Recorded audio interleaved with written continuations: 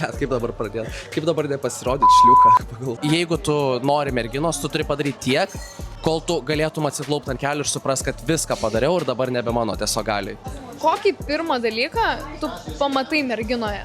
Gal gėdinga tai pripažinti, bet aš manau, tai yra daugeliui tiesa, kad vis tiek žiūriu į išvaizdą. Labai dažnai būna atveju, kur tipo, tu galvoji, kad jo, mes čia žiūri, fainai bendraujame, mes čia tik tais, tipo, aš tik tai su juo bendrauju ir tada sužinai, kad tas bičas su kitom 5 panom tą patį rašinėja. Tai vienas vaikinas gal į merginą žiūrės kaip į kažkokį didžiulį priešą. Aš asmeniškai kažkaip matau merginas kaip tos pačius žmonės, kaip esu aš. Kad ir kiek tu būtum santykiuose, tu vis tiek turi elgtis taip, lyg tu bandytum gauti tą žmogų. Jo, aš manau, visi esam žmonės ir visi iš tiesų veikiam gan panašiai. Jisai man ten kažko nedaro. Tas vaikinas net nežino, kad jam čia reiktų tai daryti. Jeigu man mergina graži ir aš su ja, tarkim, bendrauju ir aš matau, kad tiesiog santykis yra apie nieką, ar ten kažkoks bendravimas ir jinai pati apie nieką, gali būti graži kiek nori, man tiesiog pasidarys negraži.